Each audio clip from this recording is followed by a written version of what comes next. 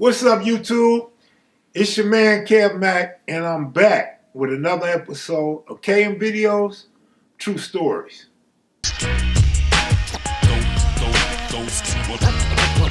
see the doctor. Go see the doctor. Go see the doctor.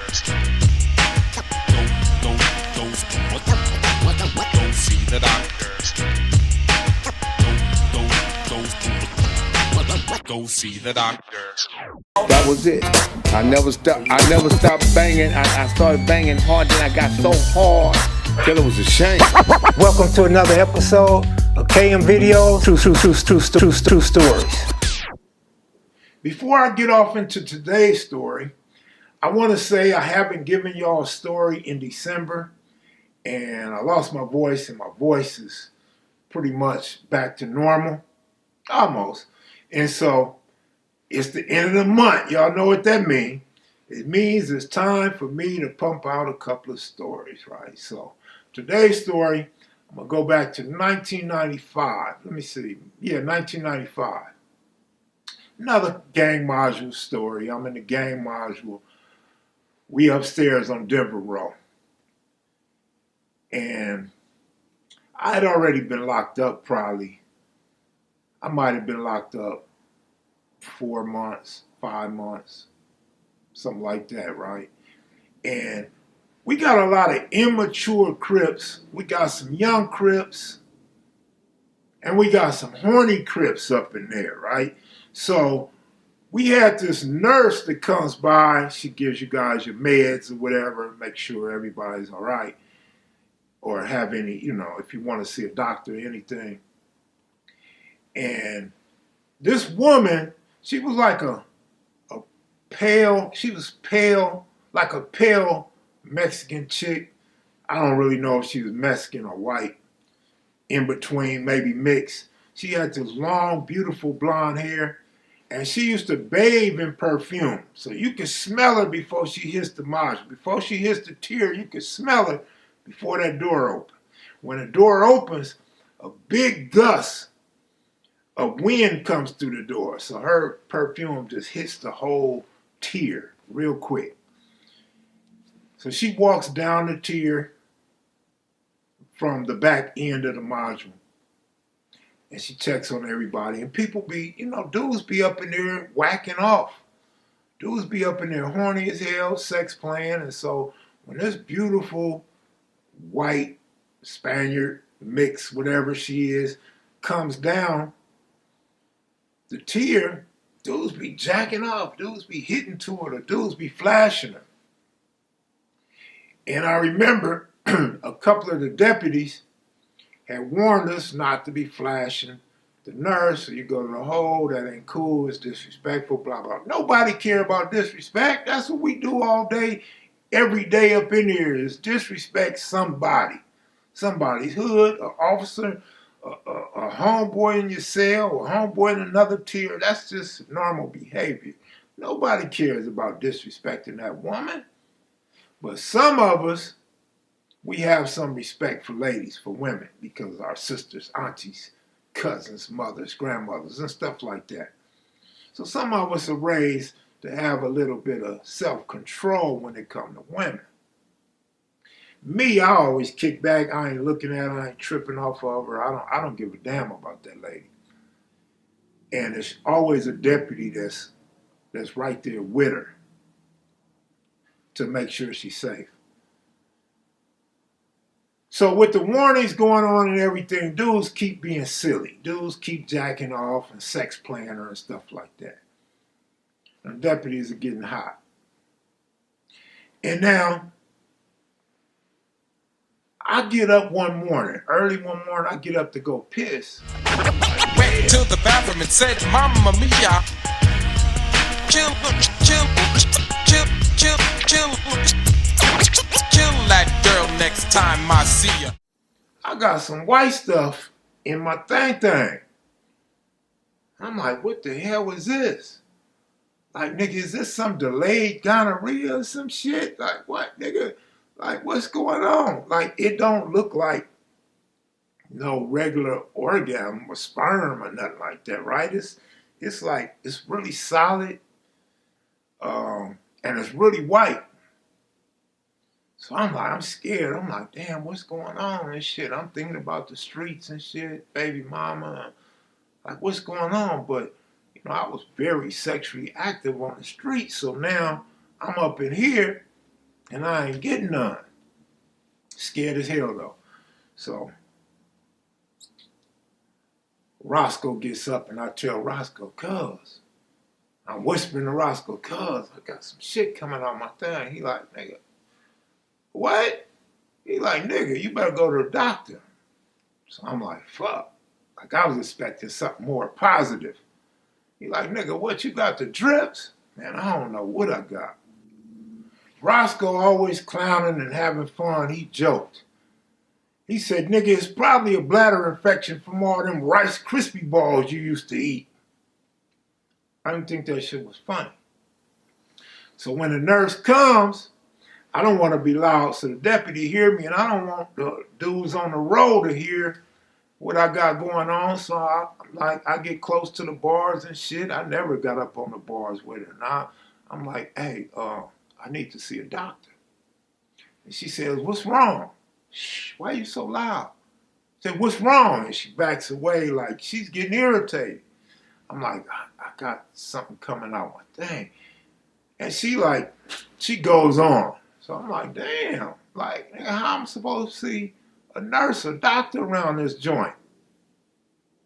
So she comes back like 2 days later, and I still got the same problem going on. So I say, I need to see a nurse. And so she sees I'm serious, and she like, what's wrong? I said, I told you I got something, a type of discharge coming out my thing. She said, well, does it burn? No, it don't burn. She said, when you use the bathroom, does it burn? No. She said, any swelling? No, ain't no swelling.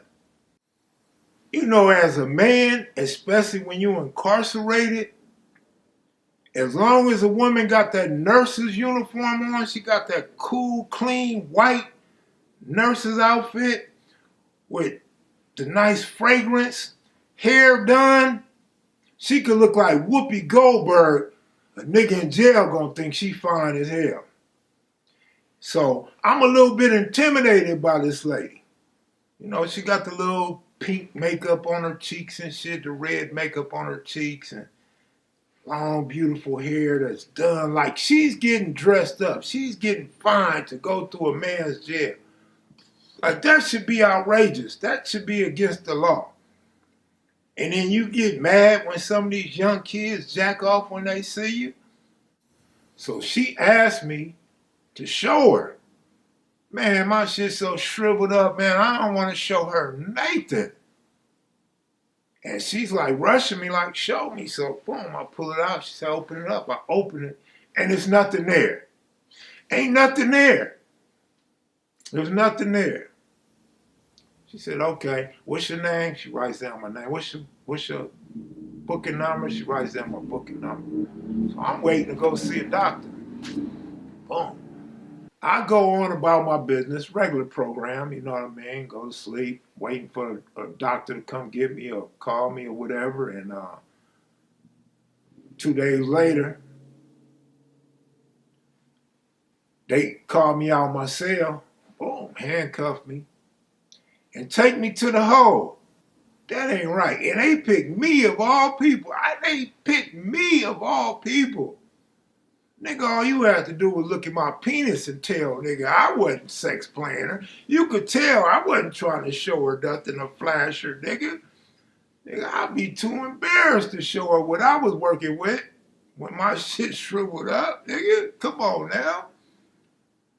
I was really worried and really scared that I had some serious shit going on. I'm just trying to see a doctor. I don't know why I'm in the hole. Like, they always taking me to the hole. It's like, nigga, hole should have been my middle name, not asshole. But the hole. They keep taking me to the damn hole, and I don't understand why. I don't understand what's going on. But I don't know if they scared the white up out of me, they scared the discharge out of me, or what. I didn't have that leak no more after that. And so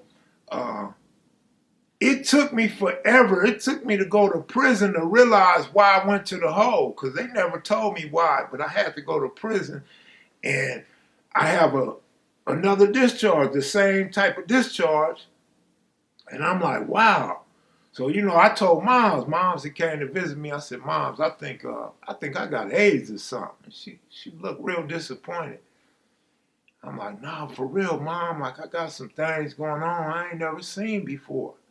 So Moms was asking me, like, what's going on? I'm telling Moms. She's like, boy, you ought to be ashamed of yourself. Me? Ashamed of myself? I don't know what's going on. How should I be ashamed?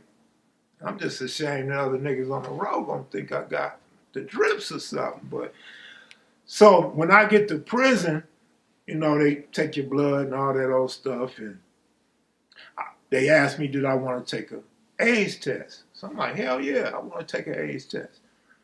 So I took an AIDS test and shit, and they asked me how did I want to be reached with the results. So I said, all right, check this out. Because I was scared. I was scared as hell, man. I've been with too many women on the street by this time, and so I'm scared as hell. You know what I'm saying? I done messed with hood rats. I done messed with some, I ain't gonna say hoes, but because they wasn't paid hoes, but hood rats, hoes, man. And so I tell them, look, if I got HIV, I got AIDS, holla at me. If I ain't got it, if I ain't got no venereal disease, don't even contact me. What I need a letter for if my health is fine? So I used to be laid up on my bunk, scared as hell when the mail came. I don't not want nothing from the nurse, from the doctor, no. And it never came. And so what I found out, I asked around and shit, what I found out is sometimes men get backed up and, you just have whatever it's called, you just have some type of discharge. It's not a venereal disease or anything. It's nothing to worry about. But what it really was I was backed up. And, you get a buildup of pre-ejaculations, like you coming before you actually bust one. I don't know what it was, man. Maybe I was close to having wet dreams. That's another reason why dudes jack off in the pen, man, so you don't have those type of things happen and to worry about. But, man, that was scary as hell, man, being locked up thinking I got gonorrhea or some shit. And I was happy to find out I didn't have AIDS. As soon as I got out of prison, I had another test. And to make sure, like, man, it was scary, but it was fair. Matter of fact, I'm going to tell y'all another story real quick as I end this one. I remember we was gambling at Cal's house one day. The homies is still around. Y'all going to remember this. We gambling at Cal's house one day. It's about 13 of us back there. Real Crips, real hustler gamblers. And some lady comes through Cal's driveway, like she's like almost like a hood type of broad, right? And everybody like, who are you? What's up? Some dude's trying to holler at her. Some dude's thinking she the police or somebody baby mama tripping, so you got jokes and shit going on. She like, no, this is serious. Do y'all know such and such? I don't remember the name. I'm not protecting no homie, but I don't remember the name. And we like, nah, who is that? And a couple people like, man, that name sound familiar. What homie is that? So we can't figure it out. So she said, can I leave this letter here and y'all give it to him? Y'all let him know that he got that shit. He got the vapors. And Cal said, yeah, you could leave it. And we clowning that shit as we shooting dice like, nigga, you such and such, using that name. Niggas, you such and such. Oh, nigga, you such and such. Then when homies come to the dice game late, homies like, cuz you such and such? And you got that shit, huh? And homie be lost. Like, what you talking about? Everybody in the backyard be laughing and clowning and shit. That was probably like, I'm going to say around 1989, 1990, something like that. But Yeah, so that's my story today, man. I'll find y'all something more juicy, something more violent or funny. I'll get to it. In the meantime, click that like button, leave a comment, and subscribe if you're not subscribed. I tell all sorts of stories here, and we do a lot of live streams. Shout out to everybody that watched the live stream last night. Appreciate y'all. I'm out of here. See you tomorrow.